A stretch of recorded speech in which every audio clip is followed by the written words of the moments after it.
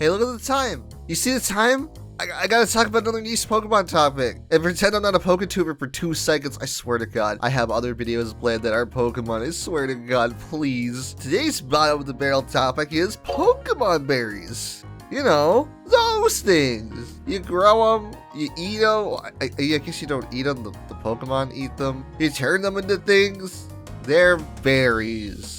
You do stuff with them. Let me make myself completely clear though. I'm only going to be talking about mechanics that relate to obtaining berries. I'm not going to be talking about pop-ins, berry powder, and all that other stuff because if anything, that could be its own video because this video would be long as hell if I included that stuff and we'd be here forever. So, I'm going to be talking about how you find them. If there is any growing mechanics, I'm going to talk about that, and just other stuff like that. I am not going to mention any time an NPC gives you a berry, because there are a few instances of that throughout Generation 3 and 4, and I feel like this video would just be bloated if I said, oh, by the way, you can get berries from this NPC too. Where in reality, I'd rather talk about the more interesting side of that, which is the mechanics of it all, and not random person gives you random fruit. Unlike the last 2 videos, we actually get to start from Gen 2 for once. Thank God, I'm free from Gen 1 for now. Generation 2 is the first generation to introduce the berry stuff, so it's kinda basic here. Usually, you'll just find berries on trees, or at least that's where you'll find them for the most part. There's trees all around Johto and Kanto that once a day will have 1 berry for you, and that's it. Sometimes if you're lucky, a Pokemon will be holding a berry when you catch it, but for the most part, these trees are where you're gonna find them. It's so basic that all the berries have a blunt description of what they basically do. Like berry, which just heals 10 HP, and goldberry, which only heals 30 HP. There's also the burnt berry, which heals burning. Oh wait, it heals freezing. The nice berry heals burn. Look, I just said they were blunt, okay? I didn't mean they were not confusing, because sometimes these things are confusing for whatever reason. Then there's the PSN Cure Berry, which cures us of the most vital status of them all. That's right, using the PlayStation Network, because holy shit, Sony's story is fucking garbage. And that's it for Gen 2. Everything about Gen 2's berry system is really basic. Hell, even finding berries is pretty basic. I mean, you just go to a tree and you just pluck it.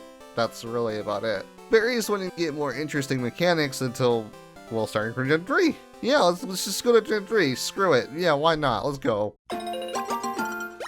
We're in Gen 3 now, which means we can learn the most important thing about berries. You can plant them. Oh my god, it's revolutionary. Also, things are gonna get a little weird because, well, I'm gonna be using my Japanese copy of Emerald because that's the only save file I have with a working battery. If you don't have a working battery and you try to plant a berry, it just kind of sits there forever. It's not like I know that from experience or anything crazy like that. I mean, why would I accept that, especially every time you boot up the game it warns you about a dead battery.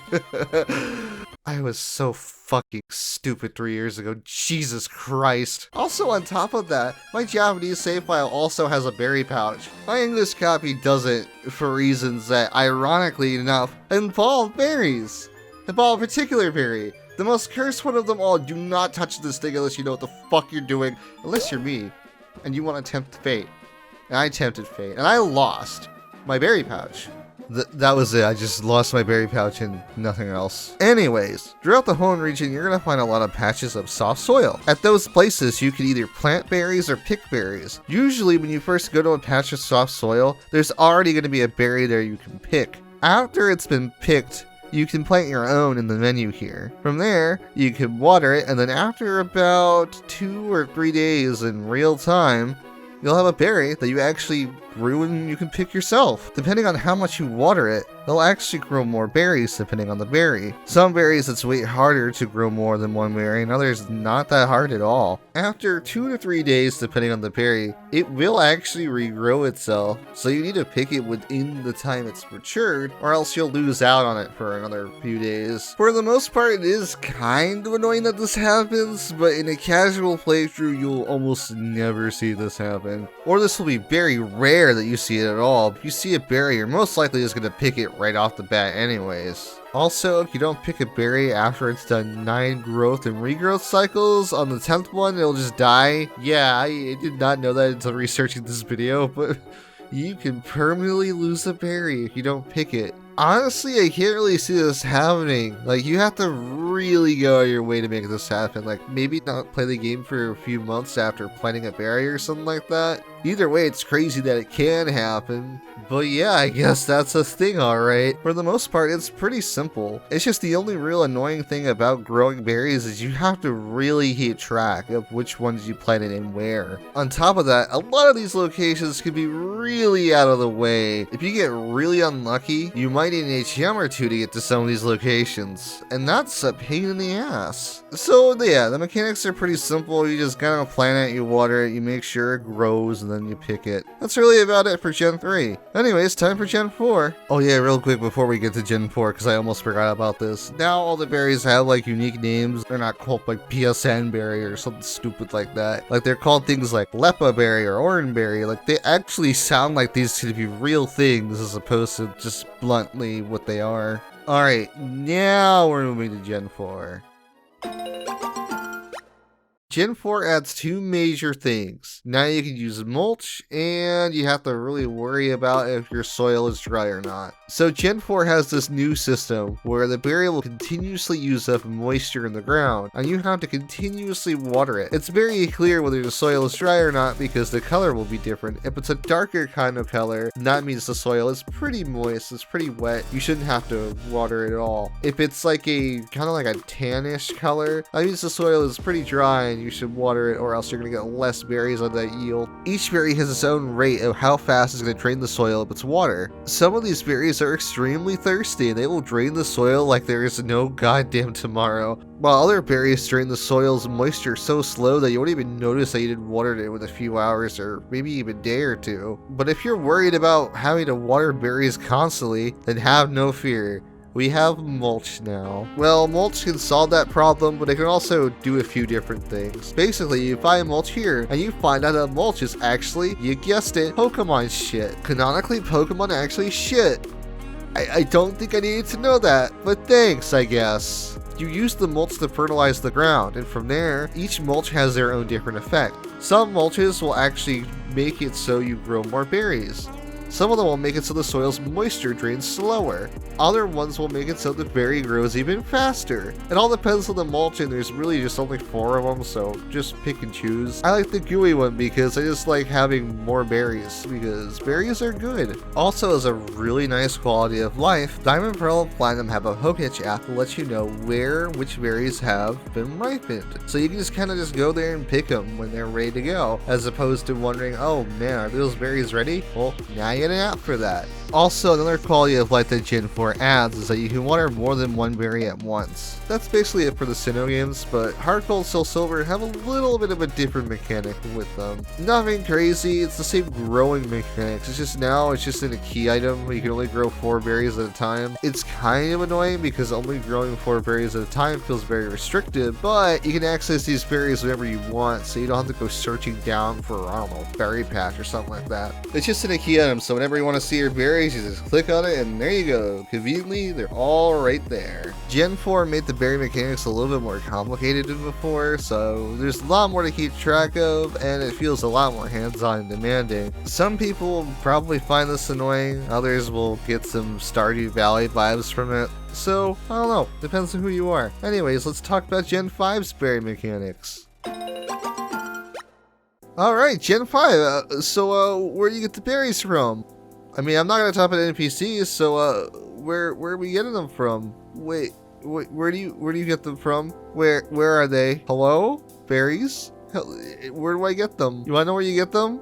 You get them from a website that's no longer a thing. So back in the day, Pokemon Black and White and Black and White 2 had something called a Dream Link, where you can put your Pokemon in this dream state, which connected to this Pokemon website. And from there, you can play these mini games, and they usually will get you stuff like rare Pokemon, Pokemon with hidden abilities, and guess what? Berries! Yeah, you can't grow your own berries in Black and White or in Black and White 2. They made it so you can grow it on a website, which doesn't exist anymore. And even if it did, Nintendo Wi-Fi doesn't exist anymore, so you can't connect to this website. So basically, Black and White and Black and White 2 have no berry mechanics. They're all dead. So yeah, that's some lost Pokemon content for you. So no, Black and White 2, you can't have berries. That's too good of a thing for you, apparently. I really don't get why they decided to make this a website only thing and not actually in the game. So because you can't connect to this website, you can't plant berries, and you're basically just losing out on content, which should have been in the game. But they were like, no, let's just put it on a random website. But who cares about future-proofing, because holy shit, this whole thing was down within a year or two. So yeah, that's really all I have to talk about for Gen 5. I guess we're talking about Gen 6 now. Yeah. If you thought that Gen 4 had way more complicated berry mechanics than Gen 3, you know, like keeping up with the berries, making sure they're watered, using the right mulch, etc, etc, Gen 6 makes that look extremely basic, like it's all child's play. Gen 6 easily has the most complicated berry growing mechanics in the whole series. Unless Gen 9 does something insane, like, I don't know, become a Stardew Valley clone. I don't know what can happen. I'm not in the future yet, who knows? Gen 6 made it so you can only grow berries in one spot. If you want to get new berries outside of this one spot, then you're going to have to explore around Palos and find some berry trees that'll drop a berry for you. There are berry trees that'll occasionally drop one of that berry. So you can just pick that up, and then from there, you can just grow more. And I do mean grow more, because these trees only drop one berry every week. And by God, this is a really involved process. So now, every 2 hours, you're going to either have a Pokemon appear on the berry tree you planted, or you'll have to actually pick some weeds that'll appear under the berry tree. Gen 6 also has the moisture mechanics from Gen 4, but those are thankfully a little bit more simplified now. It's either that the soil is wet or it's dry. There's no in-between like there was with Gen 4. A neat little visual thing you can actually see now with your berries is that if they have more flowers on them when they're blooming, that means you're going to get more berries out of it. It's not 1-to-1, so don't think if you get 3 flowers or 5 flowers, that's the amount of berries you're getting. That just lets you know if you're going to get more berries or not. If you get 3 or 4 flowers, that means you get the regular yield. 5 or more means you're gonna get way more than usual. Mulch also returns, except this time it's no longer Pokemon shit. I just like the idea that they wanted to retcon that out. They're like, oh shit, we don't like this too actually. So now to make mulch, you actually have to mix berries together, and depending on the combination of berries you've mixed, you'll get different mulches. For the most part, all of the mulch has similar effects to their Gen 4 counterparts. Except now one of the mulches actually promotes crossbreeding, or berry mutation. If you plant 2 berries together and they're compatible, you might actually just get a third berry that's unrelated to both of them. This is what they call a berry mutation, and it only happens with a few combinations of berries if at all. This is the only way to get some berries in Kalos, which normally you can't. Also, berries now have a set time before they wither, that being a whole month. If they do wither or die after a month, at least they'll replant themselves, so you don't have to worry about ever losing a berry that you planted. That's it for Gen 6. Omega Ruby and Alpha Sapphire have the same mechanics as Gen 3, so we don't even need to talk about those again, thank God. So let's just move on to Gen 7 now that we've talked about all of this stuff. Gen 7's berry mechanics are really simple compared to Gen 6, and that's basically, you let your Pokemon do it. They're the ones just planting the berries now. You don't gotta do anything. There's no weeds, there's no wild Pokemon here to mess with your crops. Nope, Pokemon just do it for you. At the Pokepelago, you can feed your Pokemon some Poke Beans. Depending on how many beans you feed them and what type of beans they are, it'll determine how long the berries will grow faster for. And that's really it. You don't really have to do anything. Just check on it every, 24 hours or however long it tells you to. Because now it just blatantly tells you how long until the berry is done. And that's it. Berries don't wither anymore. You can just kind of pick them whenever. You can forget about this game for months, and the berries will be fine. Also, yields are like ridiculously high for Pokepelago. Like, look at my Pokemon Ultra Sun file. Look at all these berries I have. I was basically my own walking Pokemon Center. It was insane. Just like in Gen 6, throughout Alola, there are berry trees that'll have berries that'll fall off of them. Sometimes in these berry piles that are under these berry trees, there'll be Pokemon that'll actually want to battle you. Outside of that, it's pretty similar to how it works in Gen 6. Alright, time for the final generation. As of right now, we're recording this video because Gen 9 is not out yet. Stop asking. I guess we were just wrapped all around to Gen 2 again, because now you can only get berries from trees. Throughout Galar, there are trees which you can shake. Depending on how long you shake the trees, you might get more berries, or if you shake them for too long, you'll get a Pokemon to fight instead. It's now a risk and reward system, where you're trying to see how long you can shake a tree before you get into a Pokemon battle. If you get into a Pokemon battle, you risk actually losing some of your berries, and maybe, if you're really unlucky, you might lose all of them. So do you just want to cut it off early and get some berries, or do you just want to keep shaking that thing and hopefully you get more? Outside of that, that's the only berry mechanics in Gen 8. Yeah, that was really short and a little anticlimactic, but it is what it is. Just real quickly, I'm just going to mention that Legends Arceus has like some berry growing mechanics. You don't really do much, you just pay somebody to grow it for you, and you use your Pokemon to attack trees, and that's another way you can get berries as well. And that's it. Also, before I forget, Diamond Pearl Remix, they took away mulch for some reason. There's no Pokechap anymore that tells you where your berries are ripened. It's just in the map screen, which honestly is way more convenient anyways. Outside of that, it shares all the mechanics from Gen 4 when it comes to growing berries. And that's every berry mechanic in every Pokemon game so far. It's kind of funny how we went from Gen 2, where you could only get them from trees, to the rest of the generations where you can plant and grow them, and then Gen 8, which was like, nope, back to picking them from trees again, I guess. Either or, it's kind of cool that this mechanic exists at all, even if personally I didn't really use it that much. It is kind of neat just to kind of grow your own crops, basically. But I guess if you really wanted that, you could just always play Stardew Valley or something like that. So yeah, just play Stardew Valley, I guess. Did I promote Stardew Valley enough in this video yet? It's pretty good. I like it. That's it. Bye.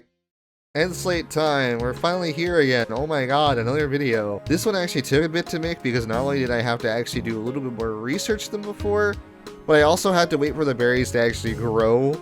So a mixture of those two things actually made this video come out a little bit later than I would have wanted. I'd like to really thank Galuf Blackmage. He's a friend of mine and he actually gave me the 3DS capture board, which I'm using in this video. I no longer have to ask for 3DS footage, which is really great because that'll make things go a lot smoother from this point onward. Special thanks to Kamex. I actually got his permission to use some of his music in this video. So if you hear any of the Pokemon remixes, they're all his remixes. I will put a link to every single remix I use in the description of the video. Just scroll down and it'll be somewhere in there. That way, if you want to listen to one of the songs that I use in the video, you can just click it on the description and go from there. But yeah, thanks for watching. I don't know when the next video is going to be out. It actually has a higher chance of not being a Pokemon related video. I have a few Final Fantasy ideas and some other series ideas I'd like to touch on. I'm still planning on doing Pokemon videos in the future though. I've still got a few Pokemon ones that I want to do, but we'll see what happens first. But I just want to stress that enough that I will be doing other things other than Pokemon. It's just that these first few ideas happen to be Pokemon related, so it kind of just worked out that way. I got nothing else to plug. If you like what you see, you know, do the YouTube stuff. I have a Patreon if you want to donate towards that. And that's really about it. See ya. Thanks for watching. Bye.